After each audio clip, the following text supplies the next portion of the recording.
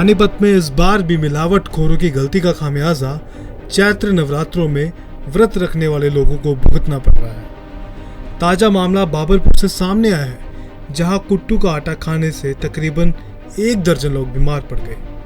आनन फानन में इन लोगों को पास के स्थानीय अस्पताल में भर्ती करवाया गया है। नवरात्रों के दिनों में कुट्टू के आटे का इस्तेमाल करने से पहले सावधान हो जाए, क्योंकि आपकी जान पर भी बन सकती है।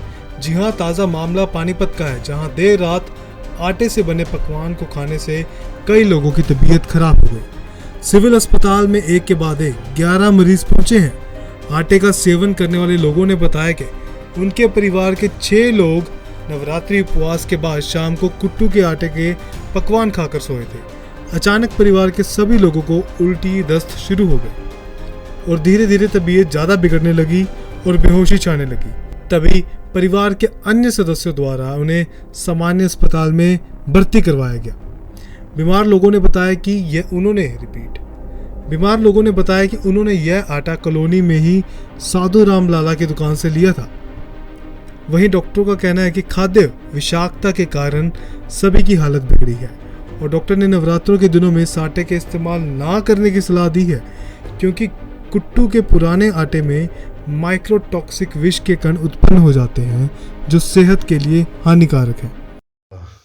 पता नहीं भाई साहब, रात ना मतलब 2 दिन से सभी भर्ती थे परिवार वाले, और रात मतलब जैसे व्रत के लिए कुछ खाने का बनाया था, तो बाबरपुर मंडी में से ही सामान ले गए थे। वो कुट्टू का आटा था या पेठा था या जो चिप्स थी, उसका खाने का बनाया था। तो उसके खाने के 2-3 घंटे बाद ही मतलब पहले तो मेरी घरवाली को चक्कर आए, उल्टियाँ लगी, फिर उसके बाद छोटे भाई घरवाले को, और फिर मेरे को भी, भाई को भी, मतलब 2 गुड्डियाँ इनको भी।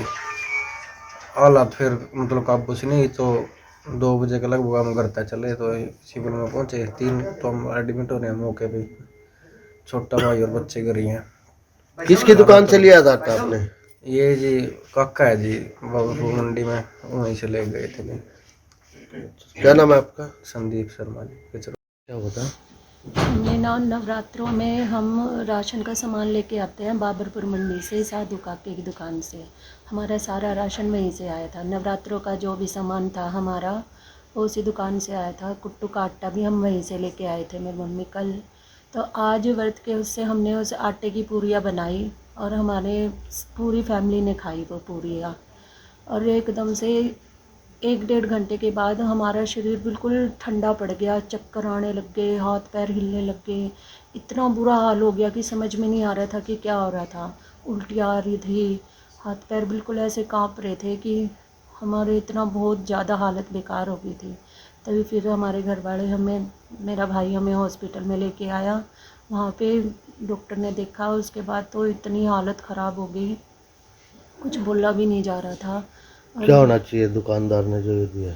यही है कि उस दुकानदार ने लालच में आके या जैसे मर्जी आके सस्ता सामान बेच रहा है। वो नवरात्रों में लोगों की भावनाओं के साथ खेल रहा है, तो ये गलत कर रहा है। 2 पैसे की बचत के लिए या 2 पैसे के लालच के लिए वो कितनों की ज़िंदगी से खेल गया आज।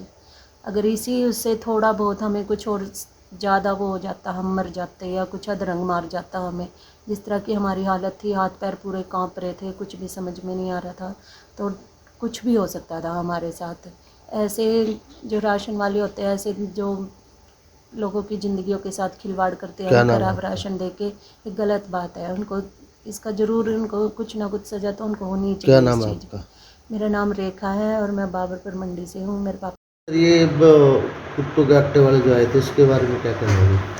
ये है कि ये रात को आज 8-10 केस आए हैं। इन्होंने जो कुट्टू का आटा खाया है, जो बाबरपुर मंडी से आए हैं ये लोग, और जो फूड पॉइजनिंग करके आए हुए हैं ये सारे, यहीं पे सिविल हॉस्पिटल पानीपत के अंदर के भर्ती हैं सारे, और इनका इलाज रात से हो रहा है।